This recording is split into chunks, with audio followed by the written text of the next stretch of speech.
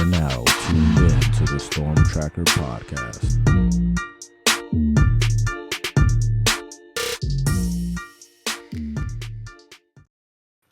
Welcome back to the Storm Tracker podcast. I'm Marcus Benjamin, representing for CanesCounty.com, part of the Rivals.com network. Make sure you subscribe to this podcast on all platforms, the Storm Tracker podcast, and also subscribe to this YouTube channel, live from Canes County. Joining me today is Brandon Odoi from FootballHotbed.com to talk Canes and to talk recruiting. Thanks for joining me today, Brandon.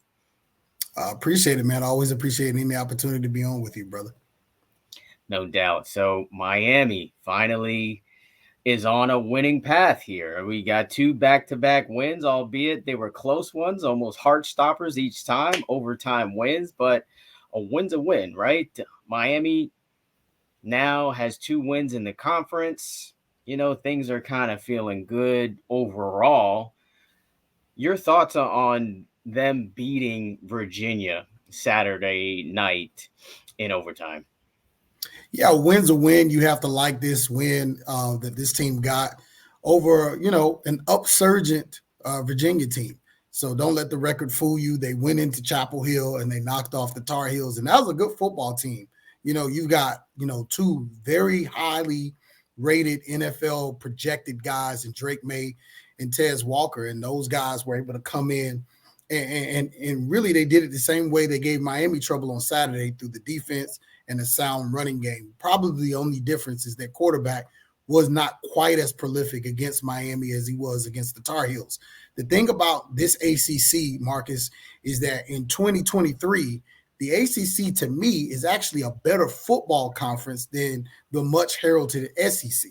You can lose a game any day in this league, and the SEC can't necessarily say that.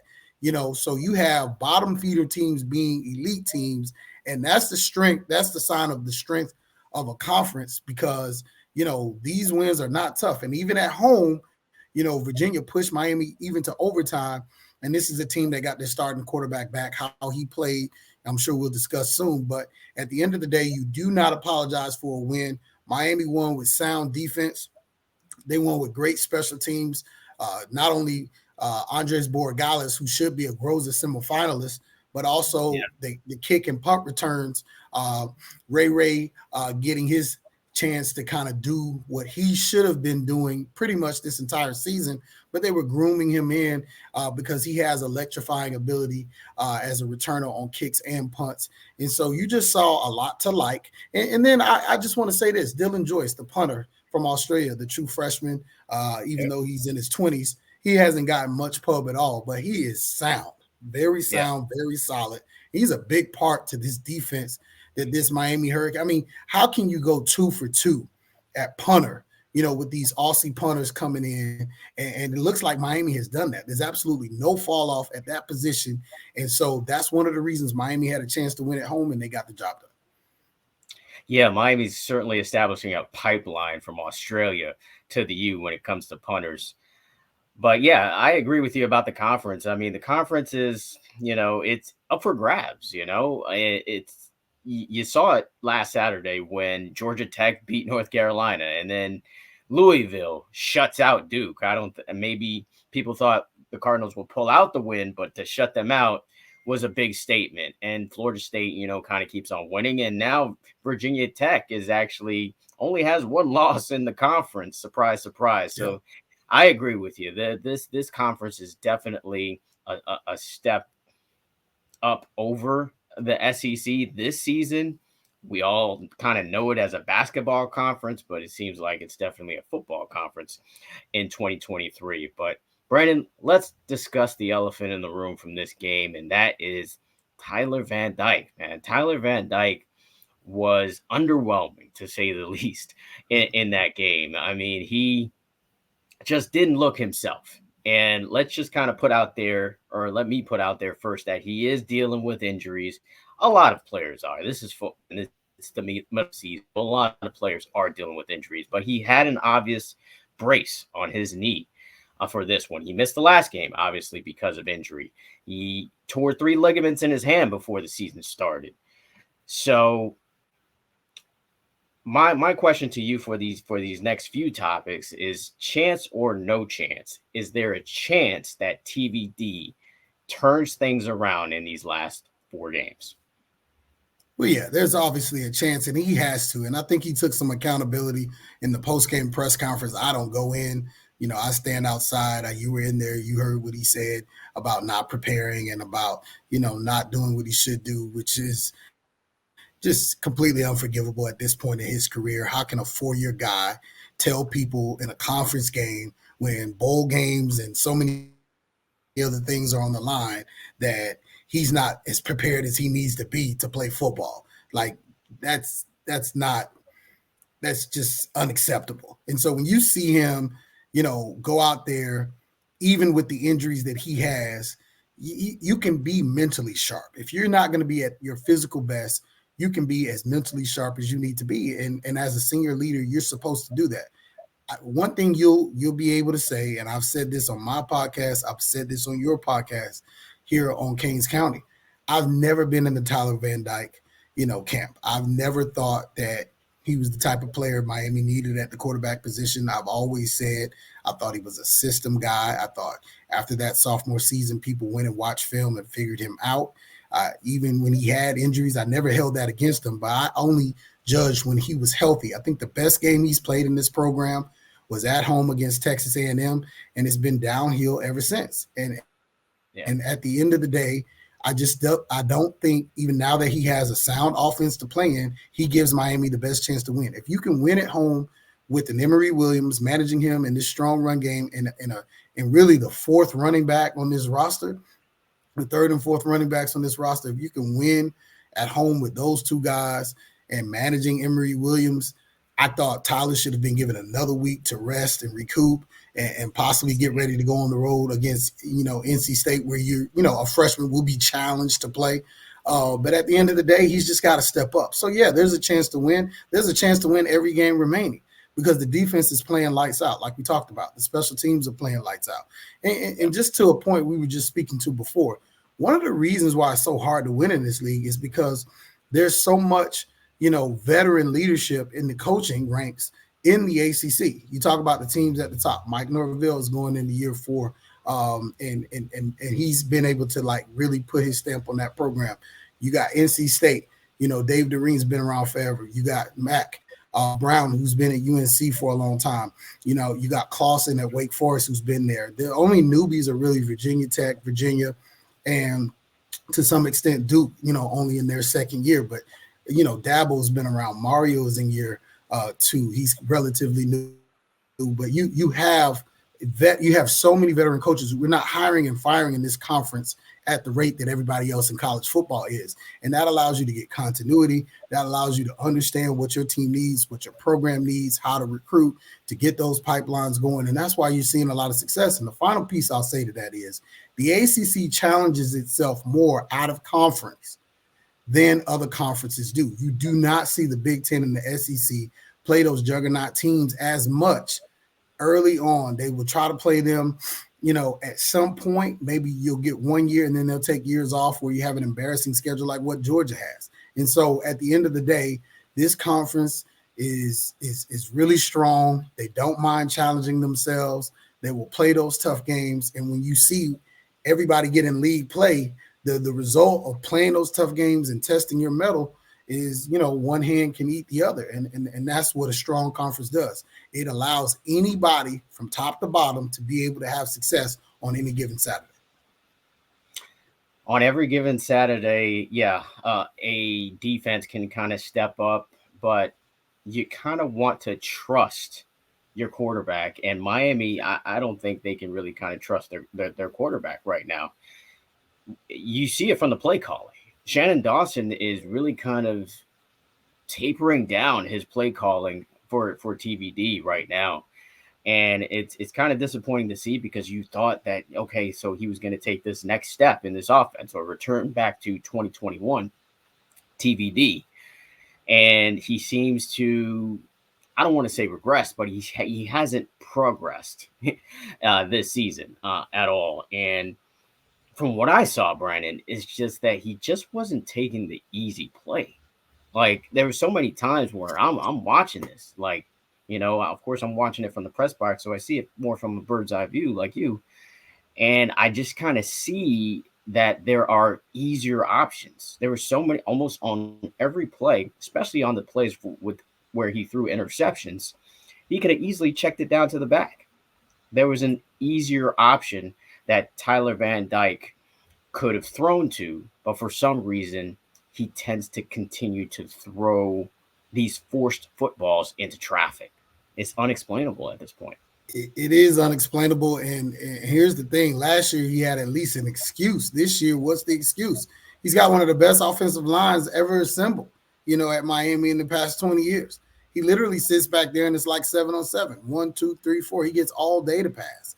And he's just not making decisions that are sound. And that's what quarterbacking is about. You got people who have elite ability to be able to throw the ball. You have guys who can run.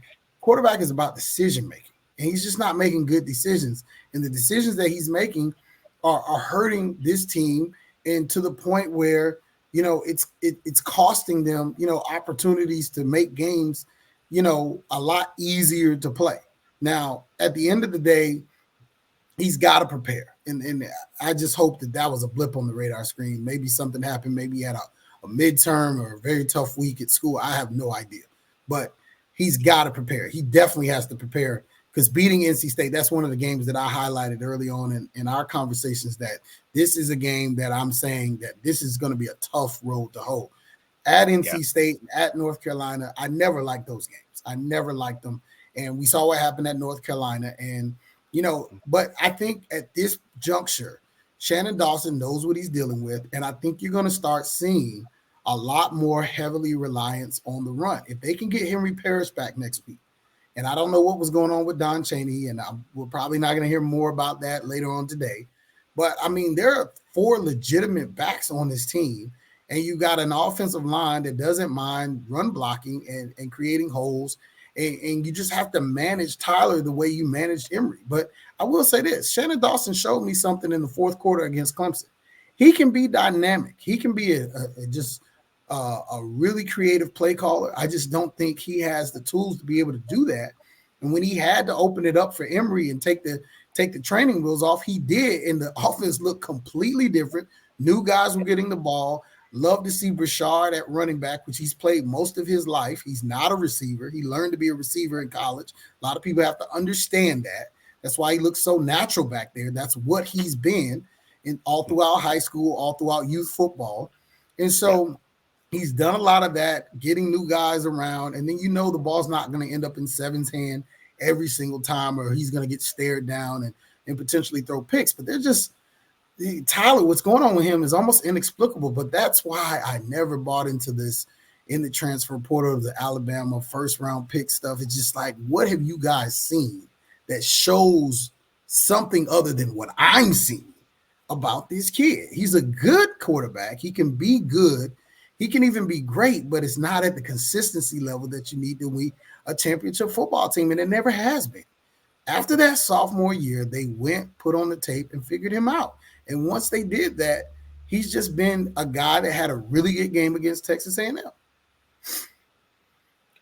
Yeah, I think people are still kind of in the moment of when he had like this crazy run, when he was passing for, I think it was over 250 yards for, I want to say 5 or 6 straight games. And the only other quarterback that was doing it at that clip at that time was Joe Burrow, who won the Heisman. So I think people are still have that kind of in their mind of how great he can be. But I agree with you 100%. I think now there's more tape on him. They realize what he likes to do, and they're playing against his weaknesses. But you talked about NC State, and it is a huge game coming up this Saturday in Raleigh. Miami's going to have to battle for this one because, like I said earlier in this pod, this team shut out Duke, and Duke took down, Clemson. They battled Notre Dame to the wire. So obviously this is going to be a really tough game for Miami to pull off here. And one last thing before we go into that, I wanted to also talk about Brashard Smith as well. This kid, like you mentioned, I've seen him as well. play dynamic as running back. But we saw it in Clemson, but we didn't see it at all in this game against Virginia. That kind of baffled me. I think he may have had one carry late in the game against Virginia, but I don't understand why he didn't get the ball more, especially with AJ Allen going down with an injury, a hamstring injury, I think, mid-game there. Of course, they gave the ball to Mark Fletcher, which, of course, that paid off in the end. But I just don't understand why Brashard Smith wasn't getting more carries. And as far as Don Chaney's concerned, what I hear is that it was just a concussion, or he was in some kind of concussion protocol, so he should be back for this game against NC State. But yeah, just kind of wanted to comment that. But NC State game, chance or no chance, Miami wins this game on the road in Raleigh? Definitely a chance. I wish I could say it was a much better chance, but you just never know what Tyler Van Dyke is going to show up. You hope you get the majority of your running backs healthy.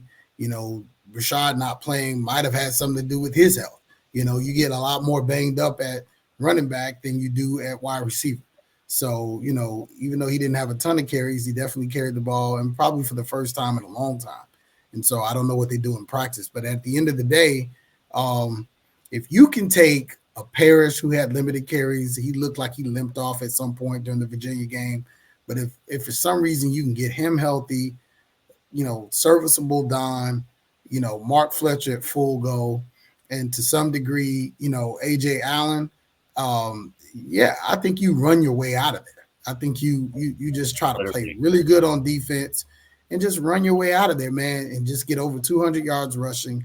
TVD doesn't have to be a hero. Same thing with Emory a couple of weeks ago against Clemson, and try to limit turnovers and mistakes, because getting Tyler to force things and situations like that, it's not the position you want to put him in. He doesn't have the chops as a quarterback right now to be able to manage that kind of expectation. And I mean, just think about this, Marcus. This is a guy who had, at one point in his career, a first-round draft grade. He had Heisman odds, and he was talked about getting in the portal to transfer to Alabama.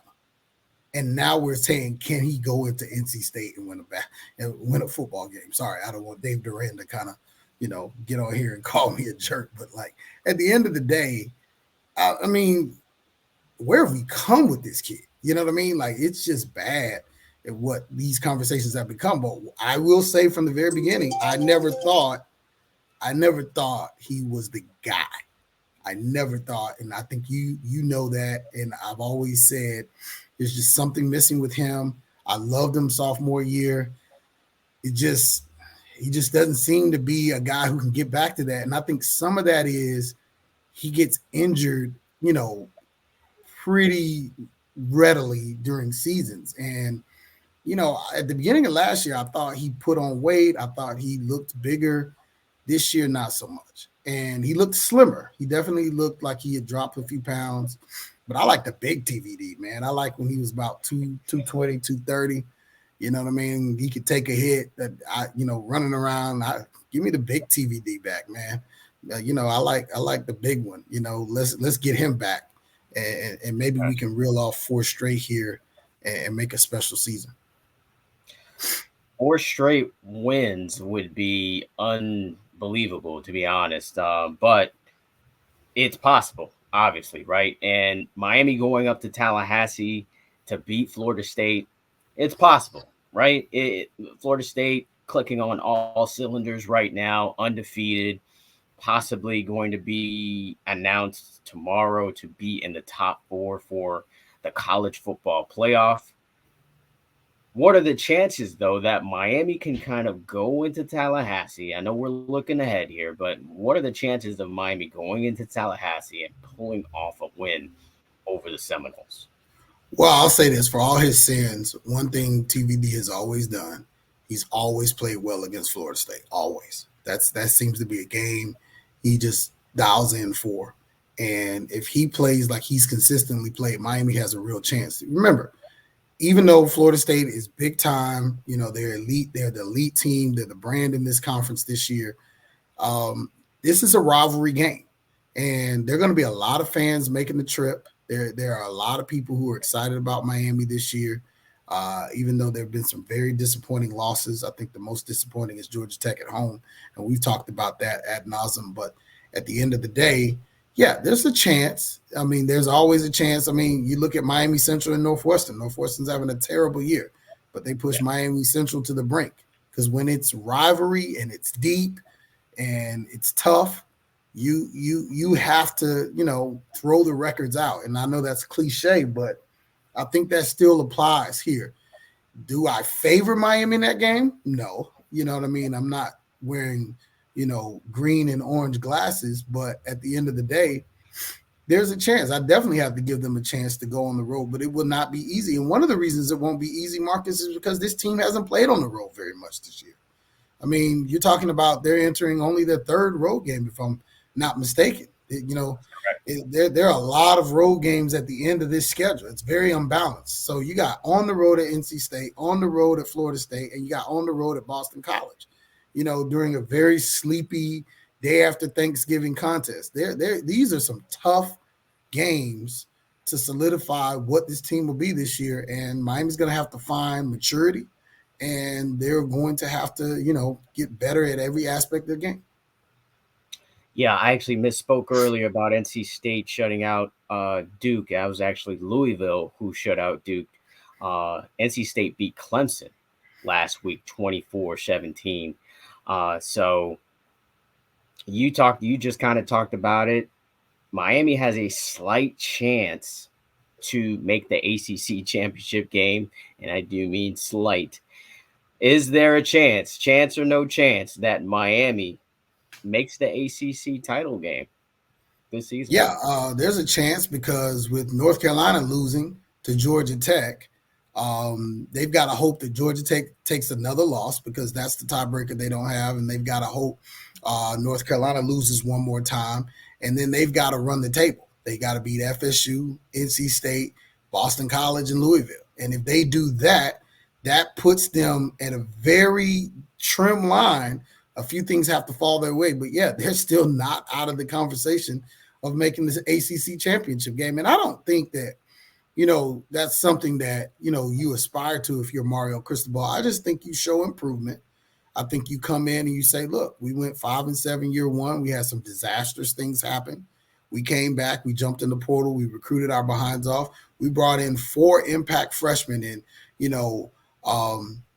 Francisco Malgoa on the line. We brought in Ruben Bain. We brought in Mark Fletcher. And then we brought in this kid from Australia, Dylan Joyce. And, oh, by the way, we're getting some contributions from Ray and some other freshmen are playing on special teams and giving us quality minutes there. So you can be a freshman, come in and play right away. And then we're going back. We're bringing in probably one of the best safety prospects in the country in Zaquan Patterson. We're bringing in a very electric, Josiah Trader and some other pieces that, we're excited about, from this next recruiting class. And so I think you show the signs trending positively up. And there's a lot to like about, what Coach Cristobal and his staff has done. Now, I think they're going to split. I don't know which games they're going to win or lose, but I think a split of these next 4 games is a reasonable ask, and an 8-4 season is far better than I projected. Absolutely. I think that's an absolute win. 8 wins, and with a possibility of 9 to win a bowl game. I think that's an absolute win for Cristobal in year 2 of his era. Cristobal's specialty, recruiting, and it's flip season, Brandon. We've already seen it already happen in a negative way for the Hurricanes with Armando Blunt flipping from Miami to Florida State. But Miami's in contention to flip a lot of guys, and one of those guys is Jordan Lyle. Jordan Lyle has been at games back to back at Hard Rock Stadium, and yeah, he's definitely a special player. I've been on him very early. I thought I actually think he's the best running back in South Florida. So hard to disagree with that. Yeah, there's others that you can, make a case for. Bullet obviously being one of them, the North Carolina commit. But Miami, like I said, is really pushing to flip Jordan Lyle from Ohio State. Do you think that happens? Yeah, well, I mean, I wouldn't say no. Tim Ice Harris Jr. is one of the best recruiters and coaches, and he can just trot out Mark Fletcher and say, "Hey, listen, look at what I did with this true freshman from, Broward County, just like you. He's come in and he's become a very big, priority here in this offense. And there are two different type of backs. Lyle brings a speed power combination that I don't think I've seen. I called the game against Monarch. He had over 300 yards rushing, and this guy's dynamic. When I tell you he is fast, he is a home run hitter. He would be like having, the rooster back in this Miami Hurricanes offense. He's truly, one of those gifted players. He has vision, and then when he gets, into the open spaces like you see right here, there's nobody on the field that can catch him. He has legitimate track speed. He's a home run hitter, and I think he comes in right away in this offense and makes an impact. And he pressures everybody else. He's going to pressure Parrish. He's going to push these guys. These guys might want to jump in the portal if this guy comes, because I'm telling you, this dude is ready to rock right this moment. And so it would be incredible if he can get into this class. I think, when you're looking at Ohio State and how they use the running backs and everything that they do from his perspective, I think Miami has shown they're committed to running the football. And you're seeing that, but there are going to be some things that need to be done on this offensive line, because there are a lot of people who could potentially leave, next year, because at the end of the day, Rivers is having such a good year. You have to be careful to see that he doesn't, take off with, Cohen and Lee and who are likely working their way into the draft. You got Magoa coming back, and of course, the other young man that has developed at the guard position for Miami. But you gotta put this line back together again. You know what I mean? And so, can lightning strike twice? But you're doing a lot of very positive things and hoping you're developing somebody on the back end. I know you get Samson back, from whatever season-ending injury he had, and you've been recruiting pretty decently at that position. But you're going to need a center, and that's one thing that Miami is going to need to be, looking out for and being focused on, as this comes to pass, as everything, looks the way it starts to shape up. But I think Lyle should be very high on the flip list. I think you've got to have an opportunity to get back into Jeremiah Smith's face. I think you go down swinging on J.J. Smith. You foul the ball off as many times as you can, and you just keep fouling the ball off, man, and just stay in the batter's box and never give up when it comes to him, because that's a game-changing guy. Imagine him on this team. I think Jeremiah Smith is just a more reliable Kobe Young. Kobe Young, I think he's a very talented player, but his hands aren't the most reliable. You don't know if he's going to make a big play, hang on to the football. He dropped one of Emery's passes against Clemson that could have really bailed the young freshman out. Thankfully, it didn't cost Miami the game. But you're talking about a Jeremiah Smith kid who could walk into this starting lineup at receiver and play right now, and that's the thing that, he brings to the table. But Lyle, I'm all in on Lyle. I think he is one of the best backs, if not the best back in South Florida, and he brings a lot to the table. Yeah, I love him as a running back. I think he has great vision. I think he cuts on a dime, and he catches the ball well out of the backfield. And I think he can be just a really dynamic option for this class. And I'm already in love with Kevin Riley. I don't know if you had a chance to look at his game tape, the kid from Alabama that they have committed at running back. Kevin Riley is extremely dynamic, and then add the speedster and Chris Wheatley-Humphrey.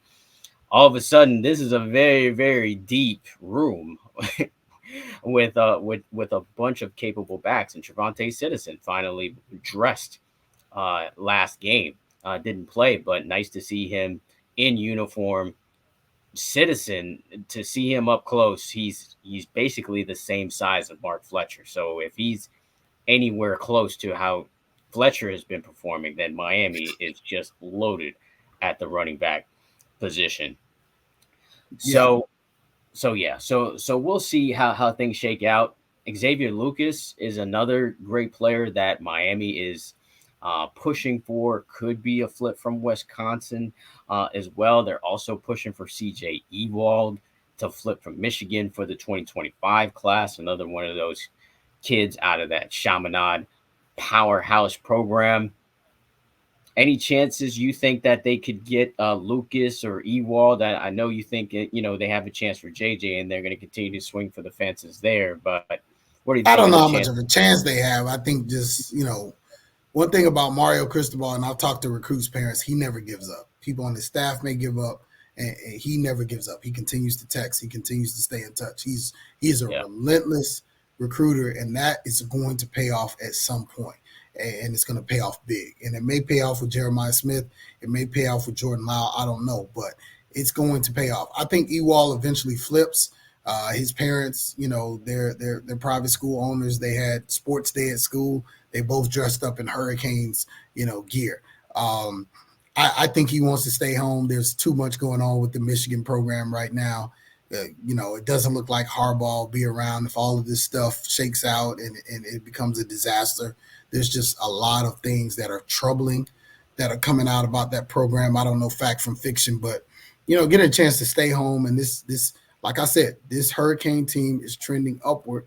The thing that Miami has to start thinking about is how many pieces do they have to plug off of this team? And this is why, and not to harp on TVD, but this is why it's disappointing that he's not playing better.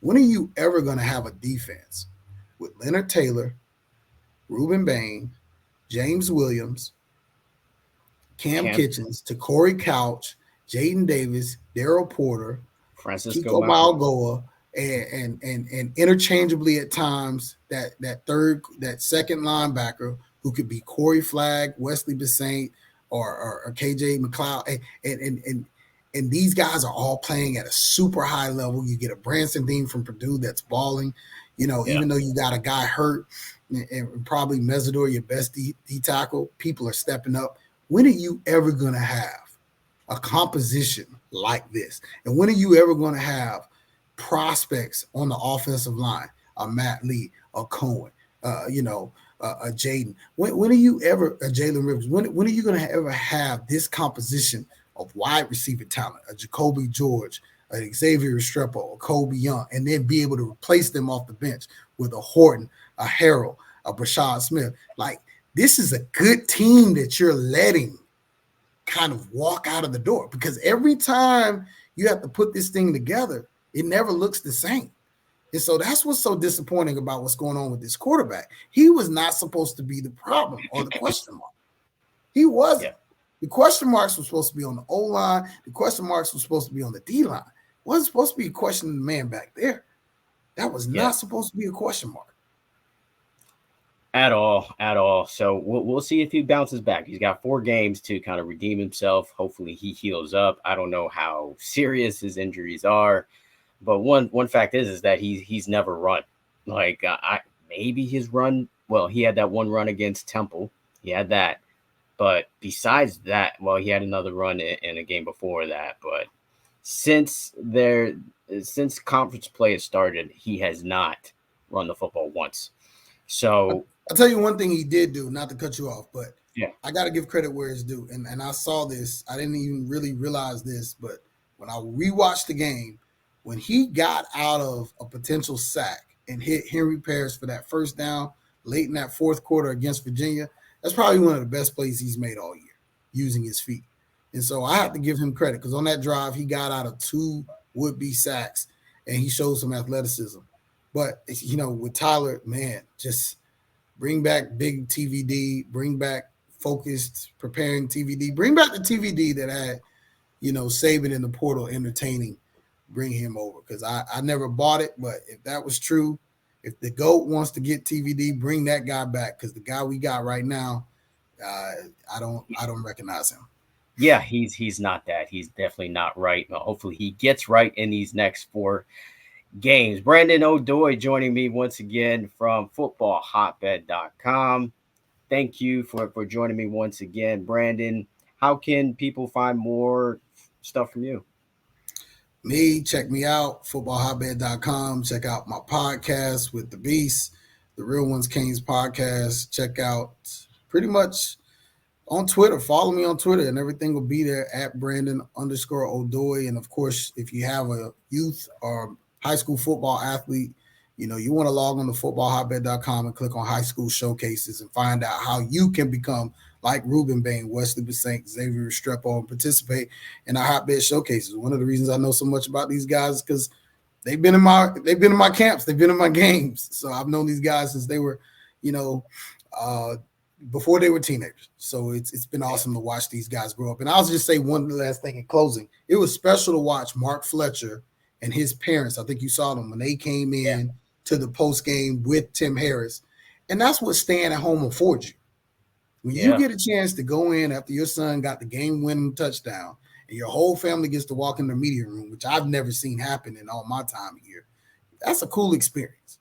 Yeah, it was awesome to see. I did get a video of that and posted that on Twitter. It was amazing to see, and couldn't happen to a better kid too. Mark Fletcher is one of the best kids that I've ever come across. So glad to see him have success at the U.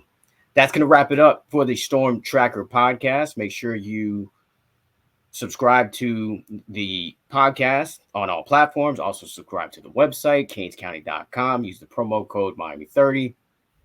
And also subscribe to this YouTube channel, live from Canes County. That's going to wrap it up for this edition. Until the next episode.